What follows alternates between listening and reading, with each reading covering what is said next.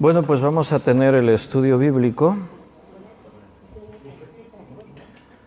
Hoy es martes y como todos los martes estamos aquí en el local de reuniones y hemos tenido un ratito de alabar al Señor. Qué pena que no pudieseis estar muchos, que ahora os conectáis al directo de Facebook, pero ahora sí vamos a tener el estudio bíblico como solemos hacer siempre a las 8 de la tarde y tenemos una serie en marcha que comenzamos la semana pasada. ¿De qué vamos a estudiar? Historia de la Iglesia. Estamos en el libro de Hechos de los Apóstoles. Bienvenidos a todos los que estáis aquí y a los que se conectan en directo por el Facebook para también seguir el estudio bíblico. Si tienes tu Biblia preparada, pues ábrela en el libro de Hechos. Ahí vamos a continuar, vamos a retomar en el punto que lo habíamos dejado el último día. Hicimos la introducción y estábamos detenidos ahí en los primeros versículos del libro de Hechos. Recuerda que estamos en la parte primera del libro, sería capítulo 1, versículo del 1 al 11, y hemos llamado a esta división Instrucciones finales y ascensión de Jesús, los 11 primeros versículos. Estuvimos viendo un poco del prólogo, los primeros 5 versículos, y hoy vamos a seguir avanzando un poquito más. Saludar a los hermanos que están escribiendo en el chat en directo. Linda Sal ha escrito buenas tardes. Ana Karina también ha saludado y José María. Miriam también, buenas noches. Luz Bañuelas, buenas tardes. Juan Bermudo, buenas tardes por Facebook y buenas tardes aquí en directo que está también Juan. Gabriel y Yolanda también han saludado, buenas tardes. Y Paco Pérez también, pero hoy está solo porque Tamara y Rosario están aquí. Bien, versículo 1, 2 y 3, ahí habíamos estado meditando un poquito y hoy vamos a retomar aquí. Vamos a hacer una oración, lo ponemos todo en las manos del Señor y comenzamos. Padre, gracias, estamos otra vez aquí en tu presencia, preparados para recibir el alimento espiritual que viene de ti. Gracias, Señor, por cuidarnos, estar siempre con nosotros y ponemos este tiempo en tus manos pidiéndote tu dirección para que todo lo que hagamos y digamos, Señor, esté guiado por el Espíritu Santo, venga de ti y sea solamente la verdad. Ayúdanos y danos sabiduría para entender todas las cosas y no solo para entender, también para recibirlo. No poner ninguna resistencia, no resistir a tu palabra, Señor. Oímos tu voz y queremos que esa palabra penetre en nosotros y siga produciendo la obra que tú estás haciendo.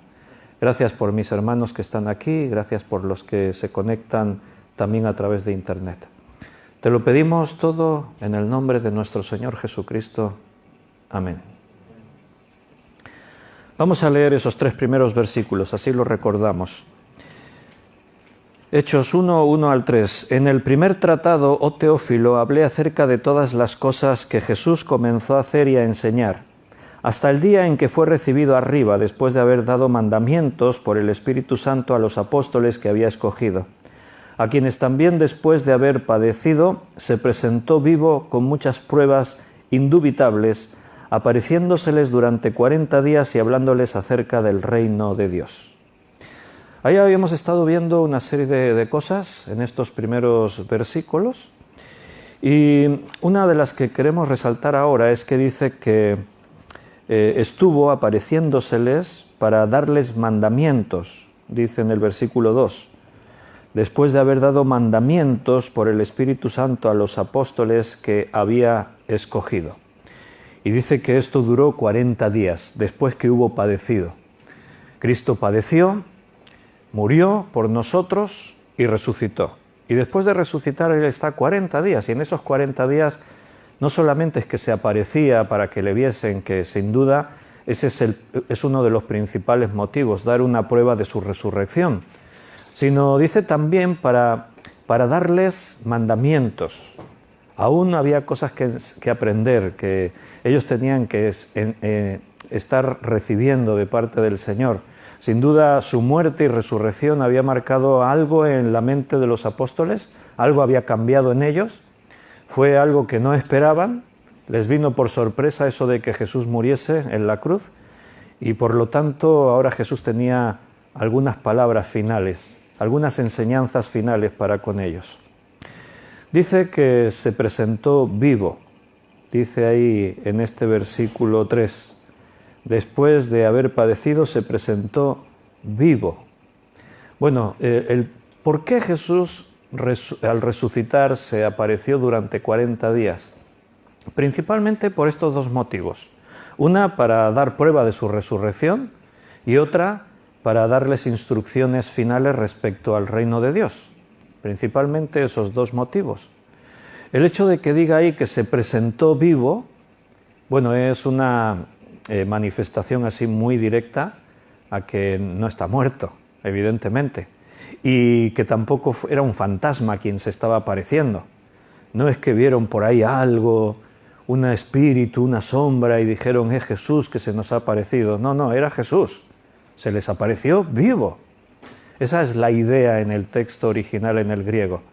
Porque, bueno, en la historia del cristianismo y de las religiones han sido muchas personas las que han dado testimonio personal de haber tenido alguna visión, haber visto a alguien, que se les apareció a alguien, que si una virgen, que si un santo, que si un ángel, que si vieron un resplandor, que si pasó no sé qué.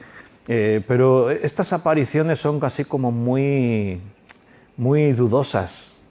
Es algo que solamente una persona ve. Seguramente si tú miras algunas de las apariciones de algunos seres que marcaron una tendencia, una serie de rituales y costumbres, hay algunos santuarios dentro del mundo católico romano, hay santuarios en el mundo, diferentes lugares, de apariciones de vírgenes. Aquí cerca de donde estamos está el santuario de la Virgen de Lourdes, en los Pirineos. Entonces se supone que la Virgen se apareció a una niña. En Fátima, en Portugal, pues ahí se apareció la Virgen a unos niños. Y así pues vemos que a lo largo del mundo hay lugares en los que están marcados como que alguien se apareció y ahí se marcó una diferencia. Pero estas apariciones entran dentro del ámbito personal. Sorprende que porque a una niña se le apareciese alguien que se supone que es la Virgen, se montase toda una especie de santuario y el culto que hay ahí. Si tú vas a Lourdes es impresionante lo que hay ahí. Lourdes es un pueblo pequeñito en el Pirineo y tú pasas por ahí paseando y una de las cosas que te sorprenden es el comercio. O sea, hay verdaderos supermercados de artículos religiosos. O sea, el artículo religioso que se vende por excelencia es el agua de la Virgen de Lourdes. Hay por ahí unas fuentes, entonces llenan botellitas de agua y ese agua se vende.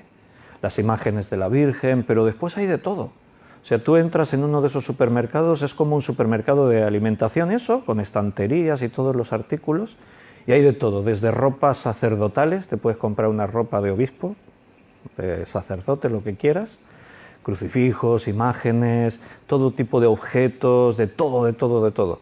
Después también hay un apartado en el que se venden reproducciones en cera de partes del cuerpo, incluso órganos internos. Tú te compras un brazo, una pierna de cera, ¿para qué?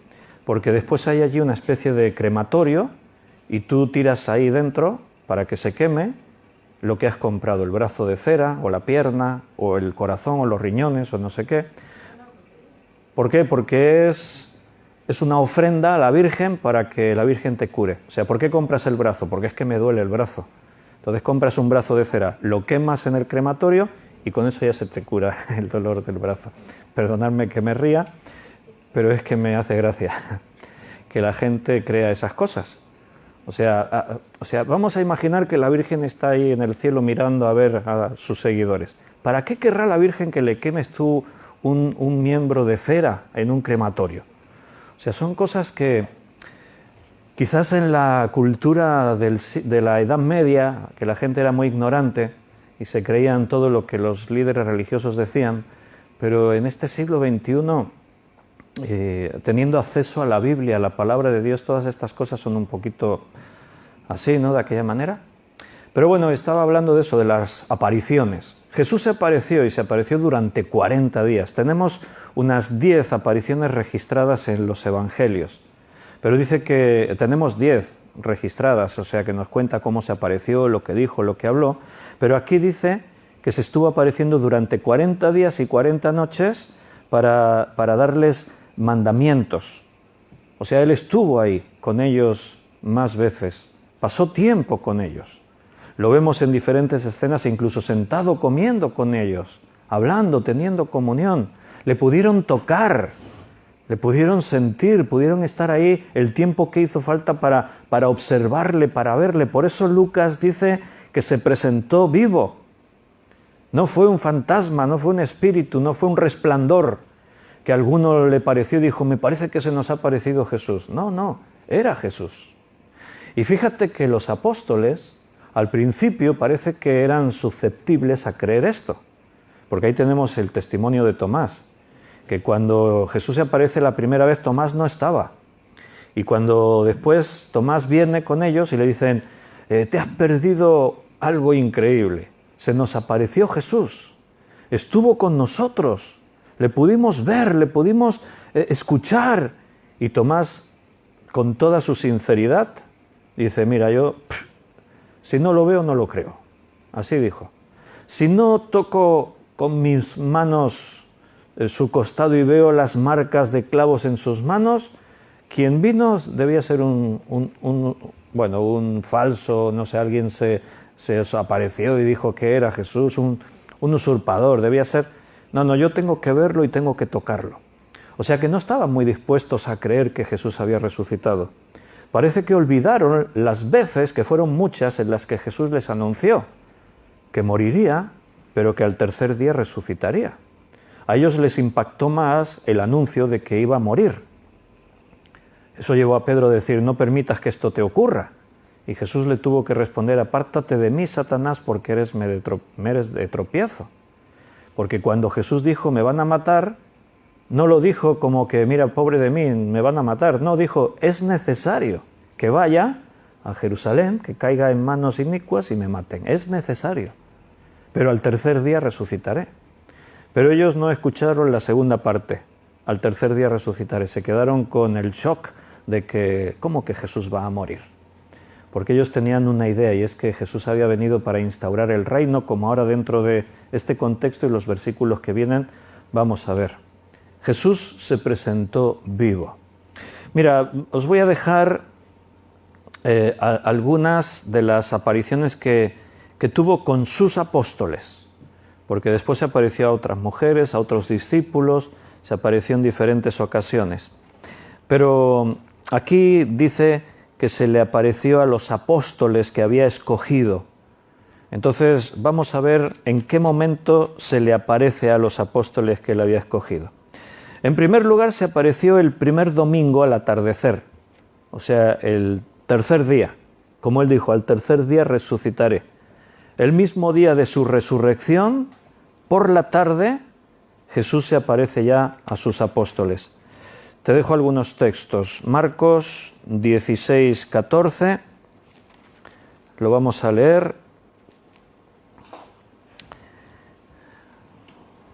Marcos 16, 14. Finalmente se apareció a los 11 mismos, estando ellos sentados a la mesa, y les reprochó su incredulidad. ¿Notas? Les reprochó su incredulidad y dureza de corazón, porque no habían creído a los que les habían visto resucitado. Los apóstoles no fueron los primeros en ver a Jesús resucitado, es curioso eso. La primera a quien se aparece es a una mujer, a María Magdalena. Se apareció a otros antes. ¿Por qué? Me imagino que, bueno, no me imagino, sé con certeza porque Jesús no hace nada por azar. Lo hizo, me imagino, que para probarles. Y cuando hubo gente que les dijeron, hemos visto a Jesús, las mujeres que corrieron del sepulcro al lugar donde estaba Pedro y Juan, Fueron las primeras que vinieron con la noticia: hemos visto a Jesús, la tumba está vacía. María Magdalena después les dice: he visto a Jesús. Y ellos manifestaron incredulidad. Lucas 24, 36 al 43. Lucas 24, del 36 al 46. Mientras ellos aún hablaban de estas cosas, Jesús se puso en medio de ellos y les dijo: paz a vosotros. Entonces, dice, espantados y atemorizados, pensaban que veían espíritu. No lo estaban esperando, ni mucho menos. Se asustaron al ver a Jesús. Pero Él les dijo: ¿por qué estáis turbados? Y vienen a vuestro corazón estos pensamientos. Mirad mis manos y mis pies, que yo mismo soy. Palpad y ved, porque un espíritu no tiene carne ni huesos, como veis que yo tengo. Y diciendo esto, les mostró las manos y los pies. Y como todavía ellos de gozo no lo creían y estaban maravillados, les dijo: ¿tenéis aquí algo de comer? Entonces le dieron parte de un pez asado y un panal de miel, y él lo tomó y comió delante de ellos. Qué interesante, ¿no? Nos dice mucho de cómo será nuestro cuerpo cuando resucitemos un día. Siempre existen preguntas. A algunos les preocupa mucho si allí en la eternidad comeremos. Una preocupación que algunos tienen muy grande. Pero comeremos, habrá barbacoas y cosas así. Bueno, comer parece que podemos comer, porque Jesús resucitado comía. Ahí tenéis el testimonio. Y su cuerpo podía ser sólido, pero a la vez nota que tenía características que no son como las que tenemos ahora, porque ellos dicen que estaban en el aposento y de pronto ¡chup!, Jesús se puso en medio de ellos, con las puertas cerradas, aparecía y de pronto se iba, desaparecía. De pronto estaba aquí, al instante estaba allí no sé cuántos kilómetros más para allá. Además fue alzado, se fue volando a las nubes. Algo así serán nuestros cuerpos resucitados un día cuando estemos con Jesús. En Juan capítulo 20, versículo del 19 al 25, tenemos el mismo momento. Estos tres textos que estamos leyendo es el mismo momento. Fue el primer domingo, o sea, el domingo de resurrección por la tarde. Como aquí dice en Juan 20, 19, dice: cuando llegó la noche de aquel mismo día, ahí tienes la referencia, el mismo día es el domingo, el primer día de la semana, cuando Jesús ya se había aparecido a María Magdalena. Dice: cuando llegó la noche de aquel mismo día, la tarde-noche, el primero de la semana, estando las puertas cerradas en el lugar donde los discípulos estaban reunidos por miedo a los judíos, vino Jesús y puesto en medio les dijo: paz a vosotros. Y cuando les hubo dicho esto, les mostró las manos y el costado, y los discípulos se regocijaron viendo al Señor. Aquí Juan se centra más en otras cosas. Lucas le llamó mucho más la atención el hecho de que ellos se asustasen, de que no lo creyesen, que les costase asimilar la idea. Los evangelios se complementan. Lo que un evangelista vio o vio más y otro omite, el otro lo cuenta, y así tenemos un relato más completo, más perfecto. Y cuando hubo dicho esto, versículo 20, les mostró las manos y el costado, y los discípulos se regocijaron viendo al Señor. Entonces Jesús les dijo otra vez: paz a vosotros, como me envió el Padre, así también yo os envío. Y habiendo dicho esto, sopló y les dijo: recibid el Espíritu Santo. A quienes remitiereis los pecados les son remitidos, y a quienes se los retuvieseis les son retenidos. Pero Tomás, uno de los 12, llamado Dídimo, no estaba con ellos cuando Jesús vino. Le dijeron pues los otros discípulos: al Señor hemos visto. Él les dijo: si no viere en sus manos la señal de los clavos, y metiere mi dedo en el lugar de su costado, en mi mano en su costado, no creeré. Y eso nos lleva a la segunda vez que el Evangelio registra que Jesús se aparece a los discípulos, justo una semana después, al atardecer del segundo domingo. Aquí mismo en Juan 20, el versículo siguiente lo dice: 8 días después estaban otra vez sus discípulos dentro y con ellos Tomás.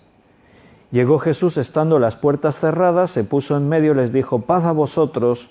Luego dijo a Tomás: pon aquí tu dedo y mira mis manos, y acerca tu mano y métela en mi costado, y no seas incrédulo, sino creyente.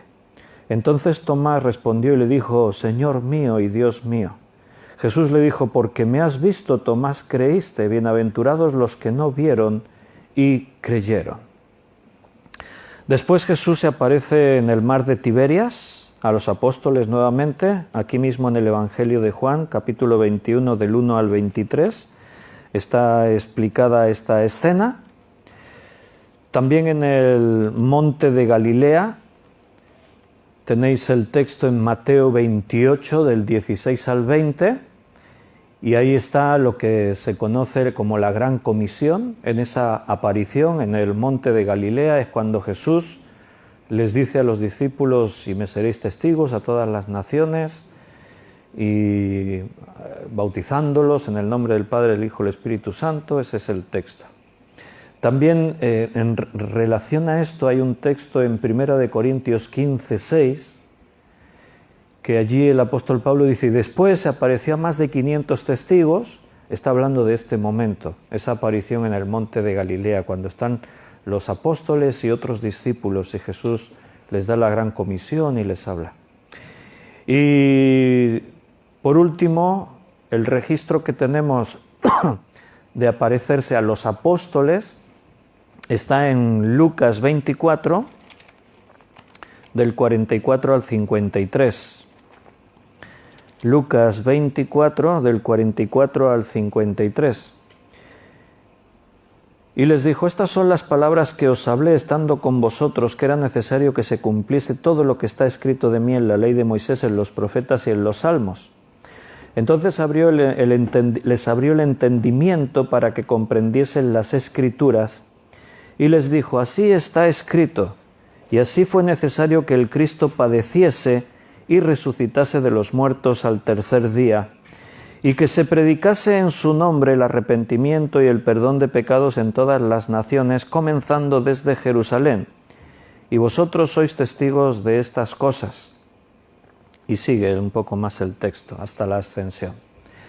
Quiero que notes que aquí se nos dice algo de lo que les enseñó en ese tiempo, que era necesario que muriese y resucitase, porque recuerda, ellos no estaban terminando de comprender bien lo que había ocurrido. ¿Por qué Jesús tuvo que morir y por qué ahora ha resucitado? Y no terminaban de entender. Por eso dice que les abrió el entendimiento y les enseñaba estas cosas. He vuelto a Hechos capítulo 1, estamos ahí otra vez.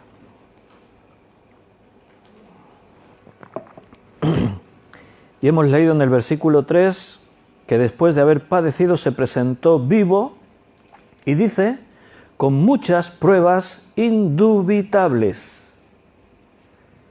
Él se apareció vivo y con muchas pruebas. La palabra que se tradujo en esta frase por muchas pruebas en el griego es tekmerion. Tekmerion significa demostrar algo mediante pruebas ciertas, tangibles. O sea, Jesús no se apareció ahí en las sombras, como antes decíamos, no fue un resplandor, no fue una luz, no fue a una persona o a 2 o 3 personas solamente, que los demás tuvieron que creer su palabra y punto. No. Antes os he citado ese versículo de 1 Corintios 15, 6, en el que Pablo dice: y después se apareció a más de 500 testigos a la vez. En un instante, en una aparición, había más de 500 personas. Todos le pudieron ver, escuchar, le pudieron tocar, pudieron compartir con él todo ese tiempo. Por eso dice que se apareció vivo con muchas pruebas indubitables. O sea, pruebas de las que nadie dudaría. Ahora, entonces, ¿por qué hay gente que duda que Jesús resucitase? Bueno, por todo lo demás, o sea, por todo el que no crean en Dios, que no crean en todo lo que la Biblia enseña, en la vida eterna, en el infierno, porque no les interesa. Son personas que han escogido amar más las tinieblas que la luz, cuyo corazón está entregado a las pasiones de este mundo, a la carne, y no les interesa creer en Dios, y entonces ponen todo tipo de objeciones. Pero hay muchas más pruebas de la vida de Jesús, de su muerte y de su resurrección, que de otros muchísimos acontecimientos históricos que tienen que ver con personajes que nadie pone en duda que existiesen e hiciesen las crónicas, lo que las crónicas cuentan de ellos. Julio César, Napoleón, Alejandro Magno y otros personajes aún más antiguos. Nadie duda de lo que la historia cuenta de ellos. En cambio, acerca de Jesús, que hay muchas más pruebas, hay muchos que tratan de negar y decir, no puede ser que Jesús resucitó. Algunos buscaron historias paralelas. No, en realidad es que no murió, quedó muy herido en la cruz, pero cuando lo bajaron de la cruz estaba vivo, lo curaron, se recuperó y se casó con María Magdalena y se fue a vivir a Cachemira, a la India. Algunos dicen eso, hay una historia que cuenta eso. Si has visto las películas o has leído el libro El Código Da Vinci de Dan Brown, pues ahí habla del Código Da Vinci, es un código secreto que habla de los descendientes de Jesús, porque Jesús se casó, tuvo hijos, y hay un código secreto que las autoridades vaticanas escondieron y no sé qué historias. Pero como Dan Brown dice, él mismo afirma, es una novela, es ficción. Pero la gente lee las novelas de ficción y se lo creen. Fíjate, leen la Biblia, que es un libro histórico, con toda la autoridad arqueológica, con todo lo que un libro histórico debería cumplir de sobras, etc., y no se lo creen. Se leen una novela cuyo mismo autor dice, no, es ficción, es una novela, y se lo creen. Dice, será, la conspiración es que el Vaticano tiene muchas cosas escondidas y no sé qué, y se lo creen. Porque el hombre cree lo que quiere creer. Lucas fue el único evangelista que no había conocido a Jesús personalmente. Lucas no fue discípulo ni fue apóstol. Como dijimos el otro día, era médico, era griego, era gentil, por lo tanto, fue un amigo muy íntimo y colaborador de Pablo. Y lo que Lucas hizo, a diferencia de los otros evangelistas, tenemos dos apóstoles, Mateo y Juan.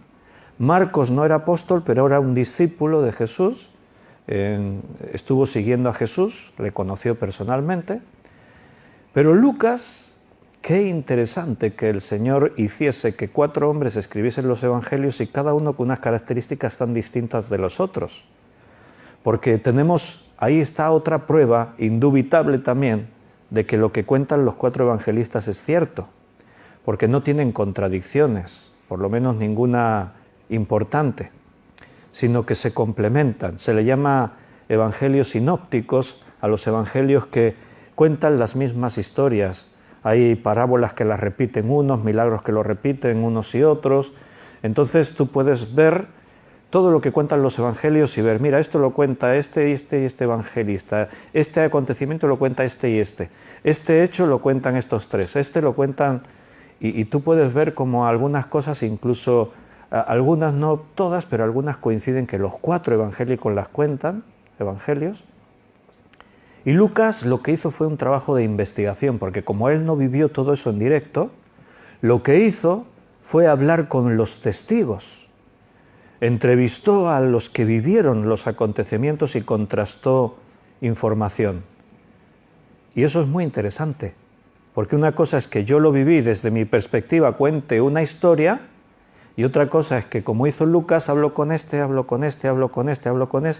sobre los mismos hechos, escucho toda la información, veo si hay contradicciones, veo si hay algo que no se sostiene en el testimonio, y después voy a escribir lo que considero que lo que me han dicho que es verdad y lo que no.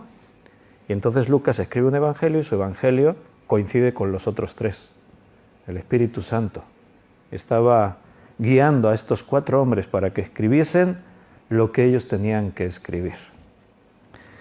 Así que ahí tenemos, se presentó vivo con muchas pruebas indubitables, apareciéndoseles durante 40 días y hablándoles acerca del reino de Dios.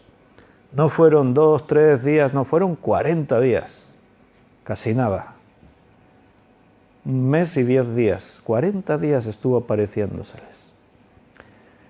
El número 40 ya sabes que tiene mucho significado en la Escritura. ¿Recordáis cosas que tuvieron que ver con el número 40 en la Escritura? A ver, los que están en Facebook también pueden escribir por ahí y miro yo los comentarios. ¿Qué cosas os vienen a la mente que tenga que ver el 40 en la Biblia?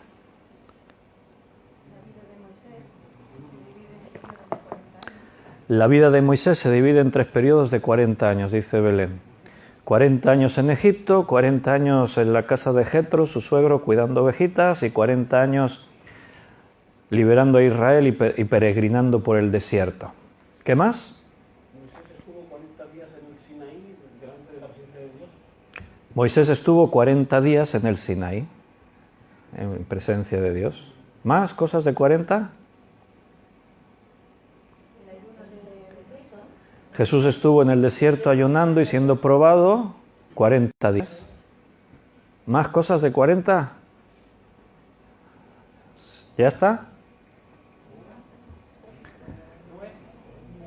Noé, el diluvio duró 40 días y 40 noches, así dice la Biblia, muy bien.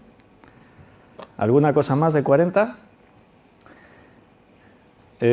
Bueno, hay otros detalles, por ejemplo, Isaac y Esaú se menciona que se casaron cuando tenían 40 años.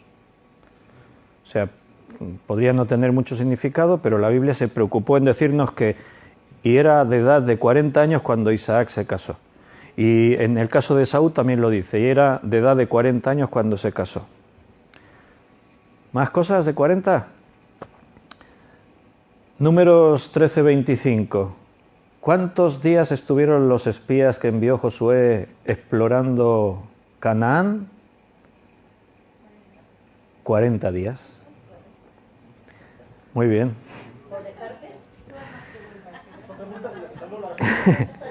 Esa respuesta la sabéis, ¿eh? ¿Cuántos días retó Goliat a los ejércitos de Israel hasta que llegó David? 40 días, lo dice en primer libro de Samuel 17-16. Os dijo las citas porque algunos tomáis nota, entonces os voy dejando citas. ¿Cuántos años reinó David? 40, he dicho años, no días, ¿eh? 40 años. Lo dice en primer libro de Reyes, capítulo 2, versículo 11. ¿Cuántos años reinó Salomón, su hijo? 40 años. Lo dice en primer libro de Reyes 11:42. ¿Cuántos años reinó el primer rey de Israel, Saúl? Uy, estoy preguntando. ¿Ha habido uno que en la Belén ha dicho también 40? Yo pregunto, ¿cuántos años reinó Saúl? ¿Ah, sí? A ver, Hechos, y lo dicen Hechos, precisamente aquí donde estamos, capítulo 13, versículo 21. Hechos 13, 21. ¿Verdad que no sabías que había tantos 40 en la Biblia? Pues fíjate, os estoy sorprendiendo hoy. Hechos 13, 21 dice, luego pidieron rey, y Dios les dio a Saúl, hijo de Cis, varón de la tribu de Benjamín, por 40 años. ¿Correcto? Bueno. La mujer tenía que estar después del parto 40 días. Jesús fue presentado en el templo después de los 40 días de haber nacido. Eso también es 40 días. ¿Cuántos años reinó Joab? ¿Cuántos años reinó Joab? Algunos han dicho 40 también. Pues no, esta sí era trampa. Porque Joab era un capitán de David, no era ni rey, o sea que no reinó ni un día. Bueno, para que estéis atentos. Antes ya pensabais, esta ya será trampa, no puede ser que David, Salomón y Saúl, los 40 años precisamente reinado. Pues sí, eso sí eran. ¿Qué más? ¿Alguno más? Sí, claro, uno muy famoso. ¿Cuántos días ayunó Elías en el desierto?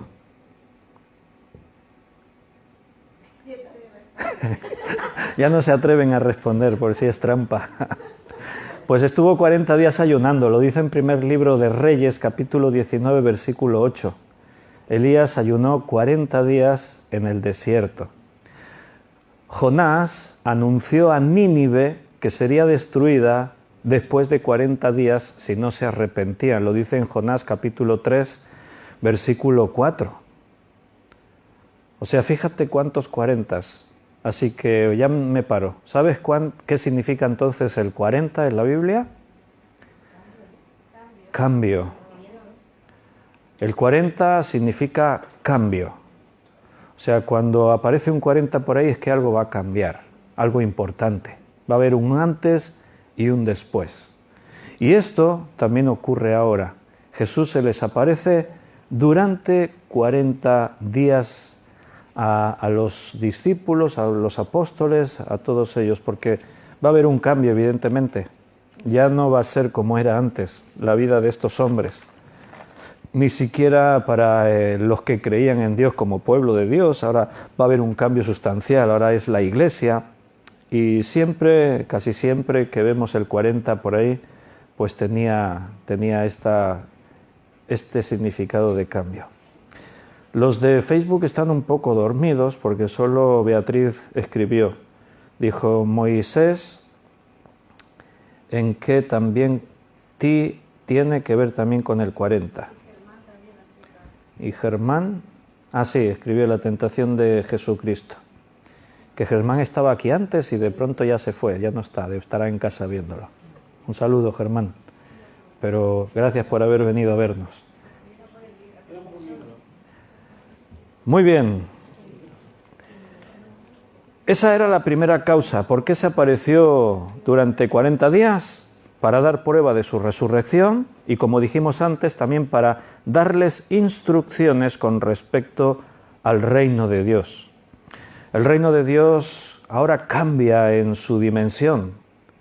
Mira, pasa de ser una esperanza judía que tiene una sola nación sobre la tierra a una realidad mundial. Ahora, en Hechos, nace la Iglesia. Y la Iglesia, el mandato es, y me seréis testigos hasta lo último de la tierra. Y como se le prometió a Abraham, en tu simiente serán benditas todas las naciones de la tierra. Ahora el reino de Dios toma una dimensión universal, porque hasta ese momento parecía cosa exclusiva de una nación. Israel, los hebreos eran los que tenían el privilegio, el derecho de sentirse el pueblo de Dios. Así se les llamaba, pueblo de Dios. Pero ahora el reino de Dios va a tener una dimensión mundial. Todo cambia. Por eso ellos le preguntan en el versículo 6, después ya vamos a ir viendo otras cosas que nos dejamos ahí medio en versículos, pero en relación con el reino, le preguntaron los discípulos, Señor, ¿restaurarás el reino a Israel en este tiempo? Esa es la pregunta que ellos tienen. ¿Restaurarás el reino de Dios en este tiempo? Ellos tenían inquietud, estaban preocupados por si Jesús ahora se iba o qué iba a pasar, o se iba a instaurar el reino, o no se iba a instaurar. Fíjate que esta era su preocupación. Tenían una pregunta para Jesús, era esta. ¿Instaurarás el reino, en este tiempo?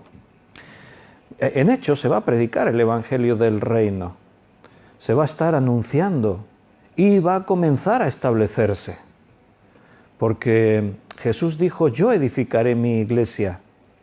Y su iglesia tiene que ver con su reino. El reino de Dios en el mundo está aquí, en medio de nosotros, en la iglesia. Lucas presenta allí en su Evangelio, en el capítulo 1, versículo 32, él presenta a Jesús como Hijo del Altísimo y menciona que recibiría el trono de David, su padre, hablando de la parte de Jesús como rey, su derecho en su descendencia genealógica de David, como el derecho a reclamar el reino, el trono, a establecer el reino.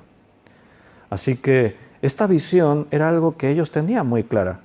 Y los discípulos como judíos que esperaban la venida del Mesías, esperaban que cuando el Mesías apareciese, Él establecería el reino, pero ellos pensaban que ese reino iba a ser establecido por la fuerza, con la autoridad de un ejército, con poder de manifestaciones en guerra, aplastando a sus enemigos. En este caso, los romanos les han robado su identidad como nación. Ellos vienen ya de muchos años de estar cautivos. Babilonia, Asiria, el pueblo de Israel fueron dispersados, el reino dividido, ha sido un desastre la nación de Israel hasta este momento. Y ahora Roma son los opresores, los que les tienen esclavizados. Entonces, cuando Jesús se manifiesta y ellos empiezan a plantearse, ¿será este el Mesías?, nace en ellos la esperanza de que puedan ver con sus ojos que el reino se establece. Y ahora que Jesús ha vivido con ellos más de 3 años, le han visto morir en la cruz, le han visto resucitar, y durante estos 40 días Jesús les ha estado enseñando, es que esto era necesario. Yo os lo dije, os lo anuncié, y no me creísteis, pero ahora ya ha ocurrido, lo habéis visto con vuestros ojos. Me podéis ver, yo soy el testimonio vivo de que se ha cumplido lo que estaba escrito, y les enseñó. Y les dijo, porque esto es el reino de los cielos y tal. Pero ellos tienen esa pregunta. Vale, está bien. Pero entonces, ¿vas a establecer el reino de los cielos en este tiempo? Ellos están preocupados. Ellos creen que el Mesías tenía que hacer eso, instaurar el reino militar, y creían que esto era para Israel. Era algo que iba a ocurrir en la nación de Israel. Y ahora, durante esos 40 días, Jesús lo que quiere es que ellos amplíen su visión y se den cuenta que estaban con un concepto limitado y equivocado. Suele pasar que en temas religiosos muchos interpretan las cosas a su manera y se quedan con lo que ellos han entendido. Y los que son verdaderamente hijos y buscan la verdad, Dios sale a nuestro encuentro y nos habla, porque Él prometió, todo el que busca halla, el que pide se le da y al que llama se le abrirá. Entonces al final el que busca la verdad la va a encontrar pese a que esté en un error. Pero hay otros que no, hay otros que permanecen en sus errores, no quieren cambiar. Creen las cosas porque las entendieron de una forma, porque su religión se las explicó así, es que a mí mi pastor me dijo, y se quedan con conceptos erróneos. Y a los judíos les costó mucho, los que creyeron en Jesús, les costó mucho ir entendiendo esto. Porque no era una idea que era una idea de la nación y de los maestros, de los rabinos y de muchos siglos. Ellos esperaban al Mesías que instauraría el reino. Y ahora el Mesías vino. Hasta el propio Juan el Bautista, que Jesús dijo que no se había levantado un profeta como él, también se planteaba, después de que conoció a Jesús y después de unos años de Jesús actuando en este mundo, y le mandó preguntar, ¿eres tú o tendremos que esperar a otro? No terminaban de asimilar la idea de lo que es el reino de Dios. Yo me pregunto, la iglesia actual, que es la que nos toca vivir, ¿hemos entendido realmente lo que es el reino de Dios? ¿Hemos entendido lo que significa ser iglesia? ¿Vivir como iglesia? ¿Creer como iglesia? A veces no sé si esas cosas están claras. Anoche en el estudio hablábamos relacionado con esto. En el versículo 4 y 5, que se nos quedó ahí en medio, nos saltamos al 6, dice, y estando juntos les mandó que no se fueran de Jerusalén, sino que esperasen la promesa del Padre, la cual les dijo, oísteis de mí, porque Juan ciertamente bautizó con agua, mas vosotros seréis bautizados con el Espíritu Santo dentro de no muchos días. Él dice, vais a recibir la promesa que el Padre os dio. Nota, ellos están juntos y Jesús le dice que tienen que esperar en Jerusalén, juntos en Jerusalén, a recibir la promesa que el Padre les había dado. Siempre que vemos a los creyentes juntos, ocurren cosas y hay bendición, siempre, siempre. De ahí que yo a veces sea un pesado, insistiendo en que tenemos que estar siempre juntos. Ya lo sé que me repito, pero es que la Biblia es lo que dice. Tenemos que reunirnos, tenemos que estar juntos, tenemos que perseverar en las cosas de Dios juntos. Porque cuando la iglesia está unida, están juntos, primero estamos obedeciendo la voluntad de nuestro Padre. Estamos obedeciendo su mandamiento. Estamos dando un testimonio irrefutable a las demás personas que somos la luz, somos los hijos de Dios. Jesús dijo, en esto conocerán que sois mis discípulos, si tenéis amor los unos por los otros. Y también dijo, unánimes para que el mundo crea que Dios me envió a mí. O sea, la unidad demuestra que realmente somos la iglesia de Jesús. Ellos estaban juntos en Jerusalén y el Espíritu Santo vino. ¿Cuándo fue que el Padre les prometió que recibirían el Espíritu Santo? Pues lo hizo por boca de Juan el Bautista. Y os dejo un texto para eso, en Mateo capítulo 3, versículo 11.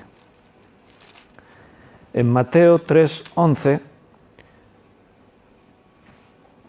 Juan profetizó, por lo tanto Dios les estaba prometiendo, y yo a la verdad, dijo Juan, os bautizo en agua para arrepentimiento, pero el que viene tras mí, cuyo calzado cuyo calzado no soy digno de llevar, es más poderoso que yo, él os bautizará en Espíritu Santo y fuego.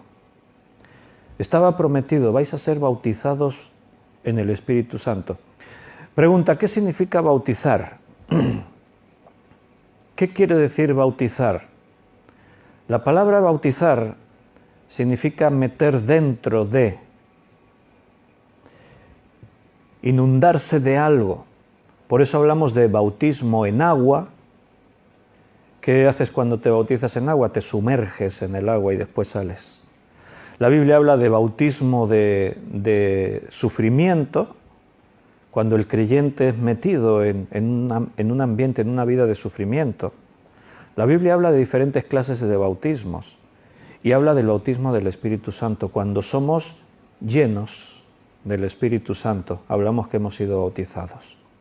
Y hago énfasis en esto porque dentro de la iglesia evangélica ya sabes que hay una corriente que enseña y dice que los creyentes tienen que buscar ser bautizados en el Espíritu Santo y cuando son bautizados en el Espíritu Santo, la señal inequívoca y la obligación es que tienes que hablar en lenguas.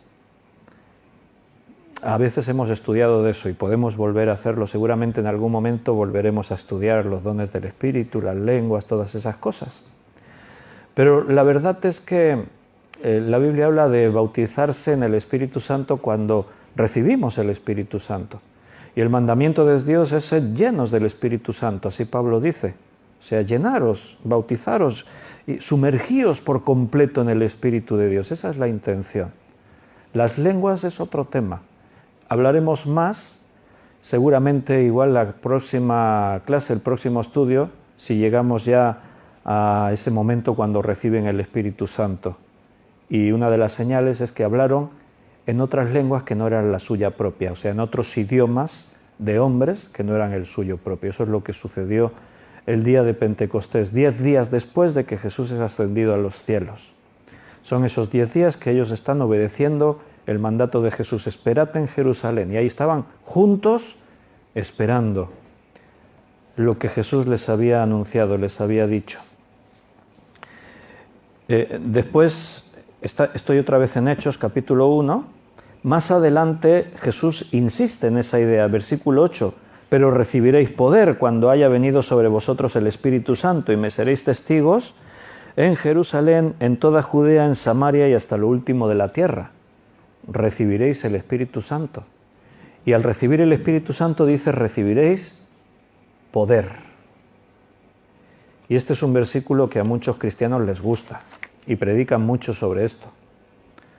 Sobre todo esas corrientes como las que antes os decía que hablan del bautismo del Espíritu, las manifestaciones sobrenaturales, y el poder ahí también toma una dimensión de milagros, de ver cosas increíbles, hacer cosas grandiosas, pero no podemos sacar los textos fuera de su contexto. Jesús les dice que recibirán poder ¿para qué? Y me seréis testigos. Recibiréis poder para predicar el Evangelio. La palabra poder en griego es dunamis, que significa fuerza, capacidad, potencia. También puede ser poder milagroso, claro. Pero no era el poder que ellos estaban esperando, porque recuerda que esto está en un contexto. ¿Instaurarás el reino en este tiempo? Y Jesús les dice, mira, vais a recibir el Espíritu Santo y vais a recibir poder para serme testigos en toda la zona más cercana, Jerusalén, Judea, Samaria y hasta lo último de la tierra. Necesitáis el poder del Espíritu Santo para eso, para serme testigos. No el poder que ellos pensaban, un poder por la fuerza para destruir a sus enemigos e instaurar el reino con poder militar, con fuerza, con espada. No, no, no. Ellos todavía están aprendiendo lo que significa el reino. El reino de Dios no significa ir haciendo milagros por ahí, buscando que los montes se muevan de aquí al mar, que haya manifestaciones sobrenaturales. En eso no consiste el reino de Dios. Puede ser que cuando vivimos en el reino de Dios haya manifestaciones sobrenaturales, puede ser. ¿Ocurren milagros? Claro que sí que ocurren milagros, pero en eso no consiste el reino de Dios. Los milagros están y ocurren cosas increíbles, pero el reino de Dios consiste y el objetivo es predicar el Evangelio. Ahí es donde está el énfasis del mandato de Jesús, y me seréis testigos. Ese es el objetivo. Pero a otros les gusta más el tema milagroso, los milagros y cosas sobrenaturales y cosas así. Poder para predicar el Evangelio, y me seréis testigos. La palabra testigos en el griego es una palabra interesante porque es la palabra martus.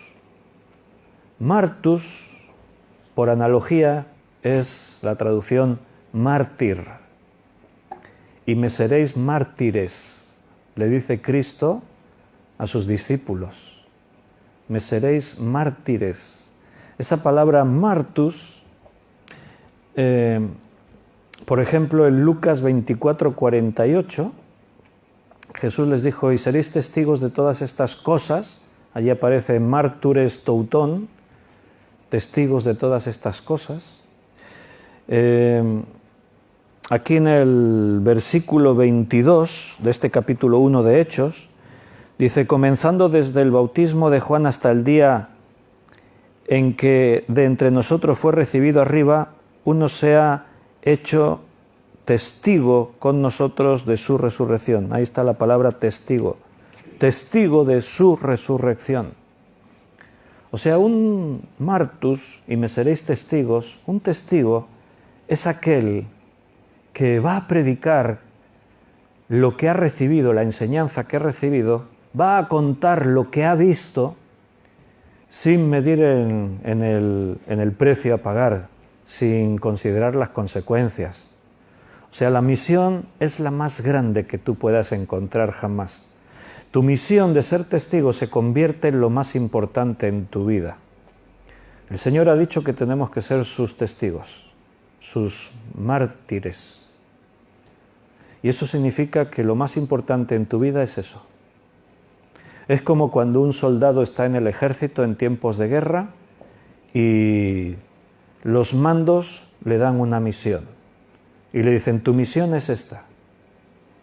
A partir de ese instante, ese soldado vive para cumplir con su misión. Y posiblemente arriesgará su vida se expondrá, quedará en peligro. Pero es su misión, no puede hacer otra cosa. Rebelarse contra la orden significa tener que pagar un precio. Si al soldado se le da una misión y dice, no la voy a hacer, en tiempos de guerra lo más seguro es que acabe fusilado. Lo ejecutarán, porque él hizo un juramento de obedecer.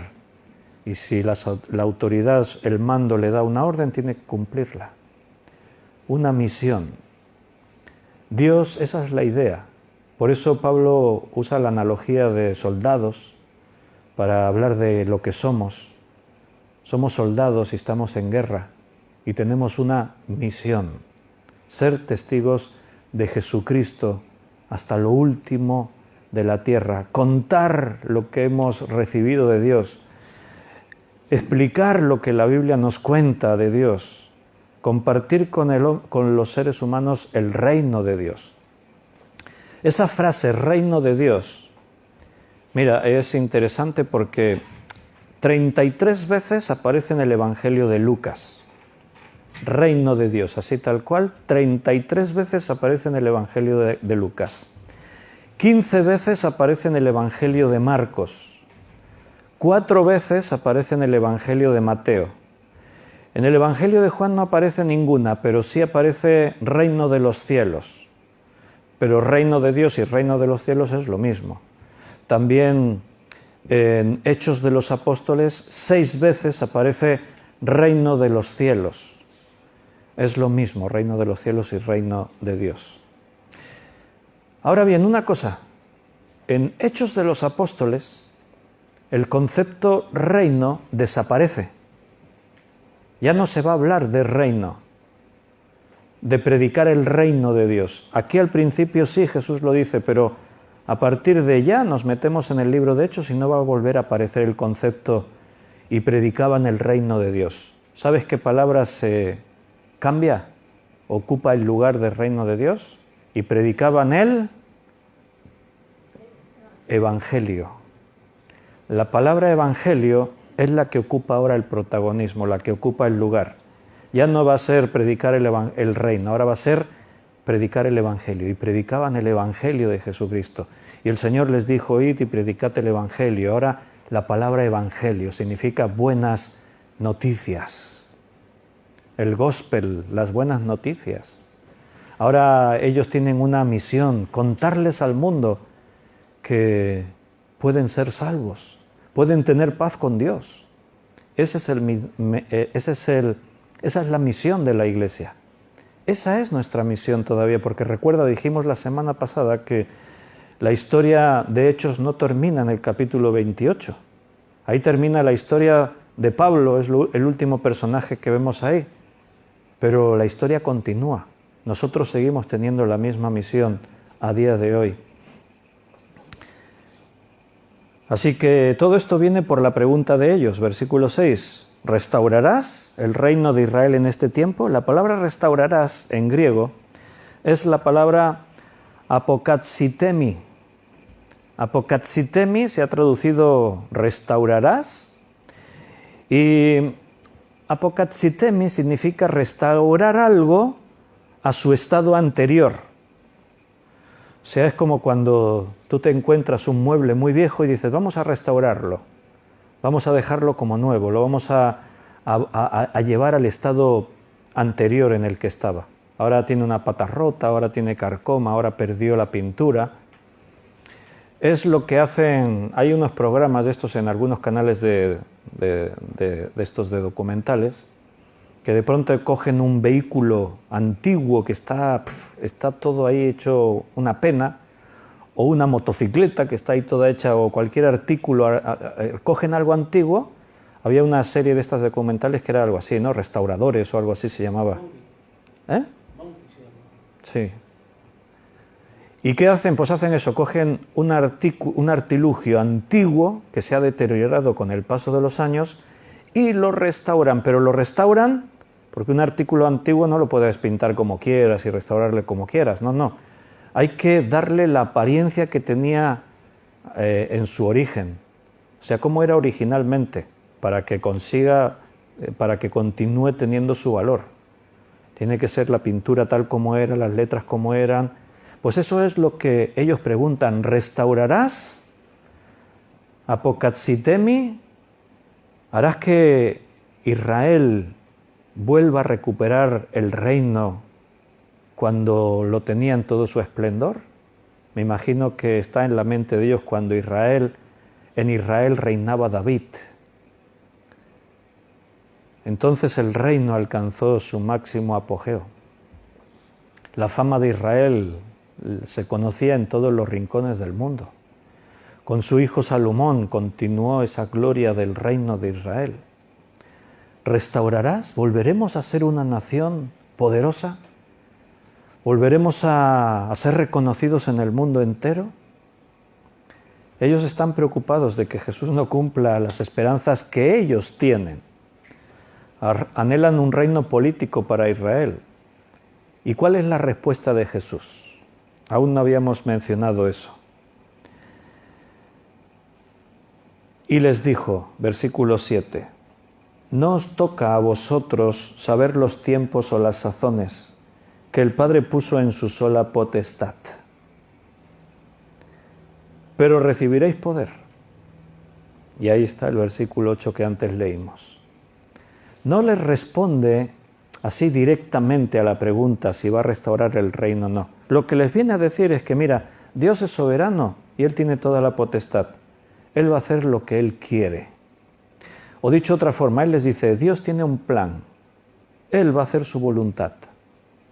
Y a vosotros os toca saber esto. Vais a recibir el Espíritu Santo.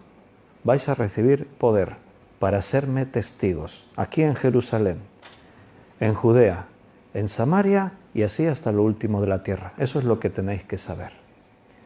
Porque ese es el reino que vamos a edificar. Jesús dijo, yo edificaré mi iglesia. Así que tú formas parte de esta edificación que es Jesús quien está edificando. Cuando cada día abrimos la Biblia, no somos nosotros ahí contando lo que nos parece de la Biblia, saludándonos, bendiciéndonos. No, estamos participando de lo que Jesús está haciendo. Él nos está edificando. Él sigue construyendo. Estamos en lo que ocurrió aquí. Esto fue el comienzo. Nosotros somos parte de todo lo que aquí comenzó. Somos la continuidad. Y posiblemente en un momento clave históricamente hablando, porque quizás vivimos los últimos momentos de la historia de la Iglesia. El Señor viene pronto. Así que, hermanos, tenemos un reto por delante. Y este tema que estamos estudiando es fundamental para nosotros, porque a veces perdemos de vista lo que somos. Es muy fácil que nos convertamos en religiosos viviendo nuestra propia fe y viviendo todo esto a nuestra manera, y en un tiempo confuso como es el siglo XXI en el que nos encontramos, y necesitamos, como Jesús le dijo a Éfeso, acuérdate de dónde has caído. Necesitamos volver a los orígenes, necesitamos refrescar el fundamento, entender qué es la Iglesia, para qué estamos aquí, qué es lo que Dios espera de nosotros. Ellos tenían su idea, el reino, nosotros tenemos las nuestras, la Iglesia en sus diferentes formas en las que nosotros lo entendemos. Pero la misión no ha cambiado, sigue siendo la misma, tenemos que ser testigos de Jesús. Nuestro principal objetivo, nuestra principal misión es predicar su palabra, predicar el Evangelio. Y por hoy lo tenemos que dejar aquí, porque ya se nos hace la hora. Hemos avanzado un poquitito más, estamos todavía ahí en los primeros versículos, pero creo que Dios nos está enseñando cosas muy importantes y estamos asentando una base sólida porque está fundamentada en la Escritura. Así que nos vamos a despedir de los hermanos que están en Facebook en este directo, porque los que estamos aquí nos vamos a tomar unos minutitos para orar juntos como iglesia por las diferentes cosas que nos preocupan. Y a los hermanos que están ahí en Facebook, pues un fuerte abrazo y citaros a todos para mañana, miércoles, a las 8 de la tarde, continuaremos estudiando la palabra de Dios, nos volveremos a ver nuevamente. Así que hasta mañana, si Dios quiere, un fuerte abrazo, que tengáis una buena noche. Y a los demás, pues hacemos como los otros.